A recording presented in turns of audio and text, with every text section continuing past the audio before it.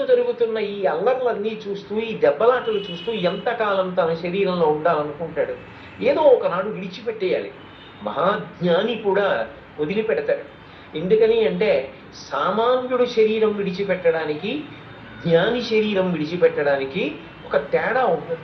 భగవాన్ రమణులు దీన్ని పరమాద్భుతంగా ప్రతిపాదన చేశారు.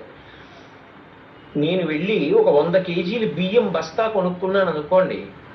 కొనుక్కుని ఓ 2 సందులు అవతల మా ఇల్లుందయా, అక్కడికి తెచ్చి ఈ మూట పడేయాలి, ఎంత కావాలి అని ఒక వ్యక్తిని అడిగాను అనుకోండి. ఓ 50 రూపాయలు ఇవ్వండి అని అనుకోండి. నేను ఏదో బేరవాడి 40 రూపాయలు ఇస్తాను. పాపం ఆయన కాయ కష్టం చేస్తున్నవాడు ఆ 40 రూపాయల కోసం ఎంత ఒళ్ళు నిప్పులుగా ఉన్నా ఈ 100 కిలోల బియ్య బస్తాని భుజానికి ఎత్తుకుని వస్తున్నాడు. వస్తున్నప్పుడు ఆయన 2 సందులు దాటి తిరగగానే ఏమంటాడు? ఇదేనా అండి ఇల్లు అంటాడు. ఇదేనా అండి ఇల్లు, ఇదేనా అండి ఇల్లు అంటాడు. ఆయనకి ఆ బియ్యం బస్తాతో అనురక్తి లేదు. ఆయన ఎంత తొందరగా ఇల్లు వస్తే అంత తొందరగా వదిలిపెట్టేద్దాం అనుకుంటాడు. కానీ వీధిలో మాత్రం పారగాడు. ఎందుకంటే కూలికి ఎత్తుకున్నాడు ఆ బియ్యం బస్తాని. ఆ బస్తాని ఏమి ఎత్తుకోలేదు.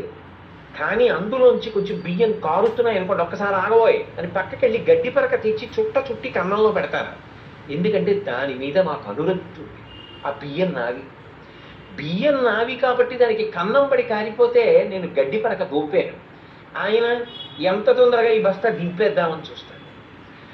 బియ్యం బస్తాని ఎత్తుకోకపోయినా అనురక్తి ఉన్నవాడు సామాన్యుడు, ఎత్తుకున్నా వదిలేద్దాం అనుకున్నవాడు జ్ఞాని.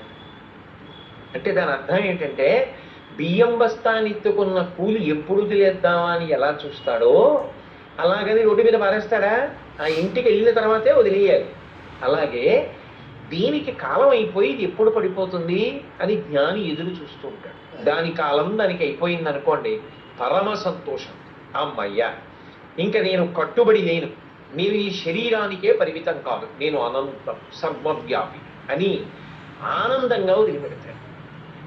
ఏడుస్తూ వదిలిపెట్టిన వాడు ఏడుస్తూనే పుట్టాలి.